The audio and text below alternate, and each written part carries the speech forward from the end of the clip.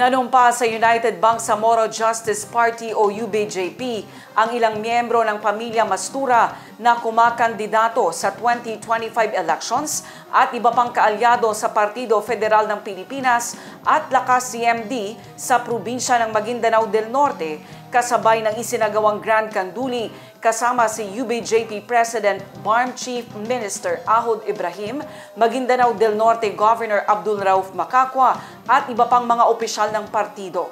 Idetalye mo, Naptali Bendol.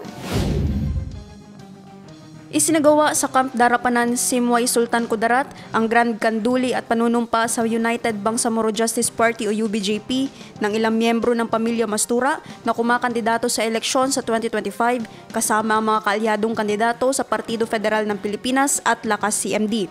Pinangunahan ito ni incumbent Maguindanao del Norte at Cotabato City Representative by Dimple Mastura, Sultan Kudarat incumbent Mayor, United Bangsamoro Justice Party at Partido Federal ng Pilipinas Gubernatorial Candidate Dato Tukaw Mastura. Sultan Kudarat Vice Mayor at VMLP Maguindanao del Norte with Cotabato City Chapter President Dato Shami Mastura. Sultan Mastura Mayoralty Candidate Dato Armando Mastura. Kasama sina Maguindanao del Norte Governor Abdul Rauf Macacua at Bangsamoro Autonomous Region in Muslim Mindanao Chief Minister Ahod Balawag Ibrahim. Sinagot din ni Chief Minister Ahod Ibrahim ang tanong kung ano ang masasabi nito sa pahayag ni Sultan Kudarat Mayor Dato Tukaw Mastura na kung maaari ay huwag lagyan ng kandidato ng UBJP ang bayan. Nagkaroon na kami ng agreement na okay na. Yung kakandidato sana dyan ay doon namin sa district para maging parang MP sa MP. Maging ang usapin na free zone ang congressional race sa Maguindanao del Norte ay sinagot din ng UBJP President. The Congress, officially wala pa kami ang nangyari, nagkaroon ng agreement na free zone yung Congress. Pero itong sinibahe, dati naman ito na kasama namin.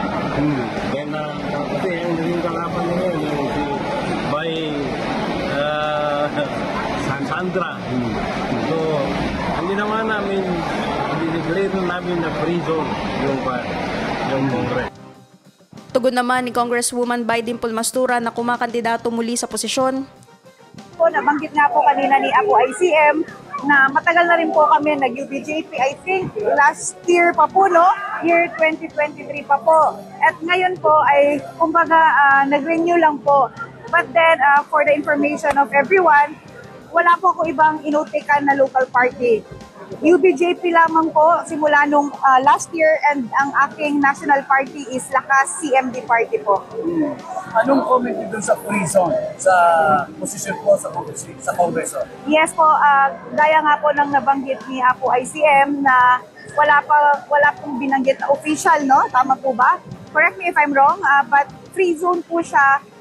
Ang ibig sabihin lamang po ito na ang mga supporters po natin, sa umpungan ng supporters po natin sa UBJP ay may kalayaan pong pumili sa sino pong nararapat na maupo sa posisyong representante ng Maguindanao del Norte and Cotabato City.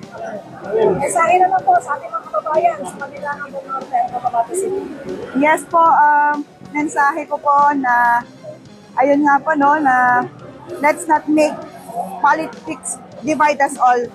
Sana po mag-isa-isa po tayo dahil tayo po lahat ay Muslim, tayo po lahat ay Moro, tayo po lahat ay Bangsamoro na kung saan kailangan po natin na magkaisa-isa dahil tayo po ay dumadaan lamang dito sa mundo and most especially ang politika po dumadaan lamang po, walang permanente. Ang natatanging naiwan lamang po natin sa mundo ay ang ating legacy, ang ating good deeds na pwede po natin maiwan sa ating mga kababayan dito po sa dunya. And inshallah, hanggang saan po yung aking maabot ang aking makakaya bilang inyong congresswoman, inshallah, asahan nyo na meron po kayong representative, meron po kayong kongresista na masa na lagi nyo po matatakbuhan.